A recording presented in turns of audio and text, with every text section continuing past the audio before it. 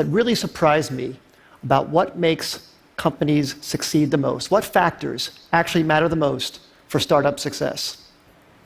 I believe that the startup organization is one of the greatest forms to make the world a better place. If you take a group of people with the right equity incentives and organize them in a startup, you can unlock human potential in a way never before possible. You get them to achieve unbelievable things. But if the startup organization is so great, why do so many fail?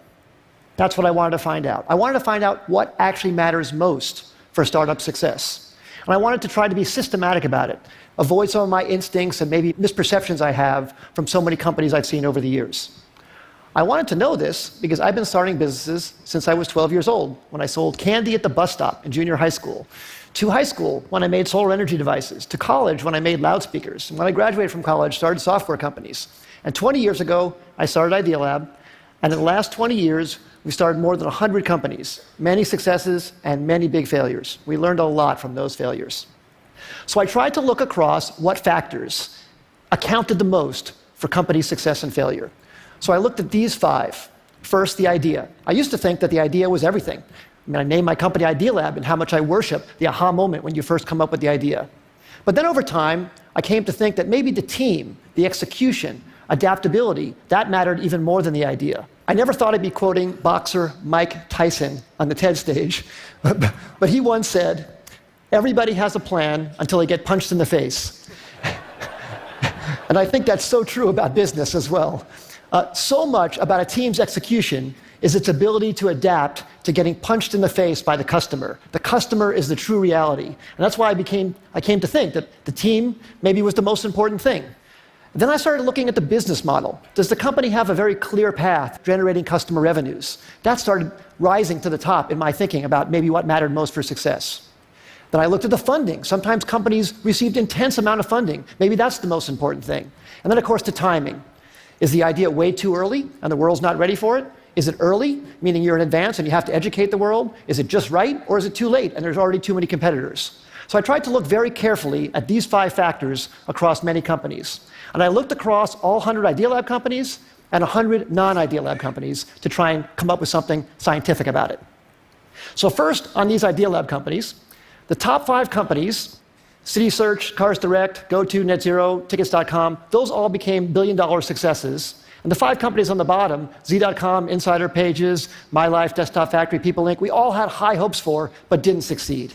So I tried to rank across all of those attributes how I felt those companies scored on each of those dimensions. And then for non-Idea Lab companies, I looked at wild successes like Airbnb and Instagram and Uber and YouTube and LinkedIn, and some failures, Webvan, Cosmo, Pets.com, Flues, and Friendster.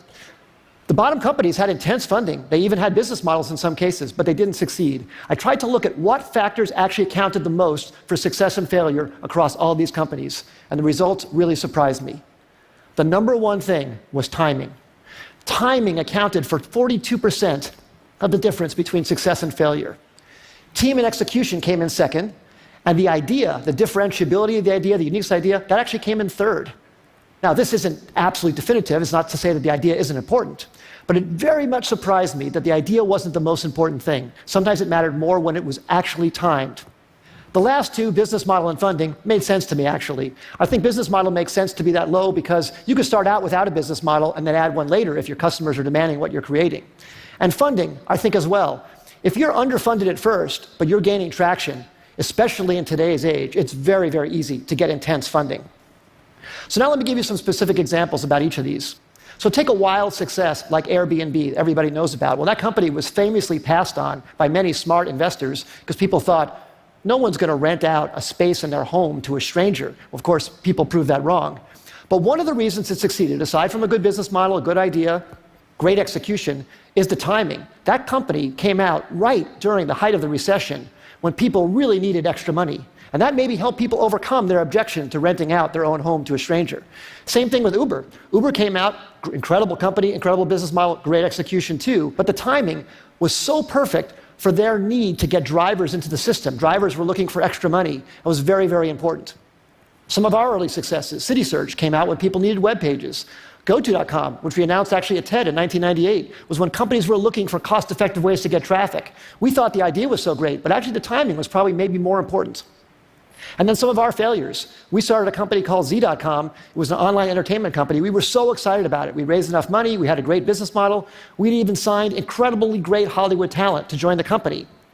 But broadband penetration was too low in 1999, 2000. It was too hard to watch video content online. You had to put codecs in your browser and do all this stuff. And the company eventually went out of business in 2003.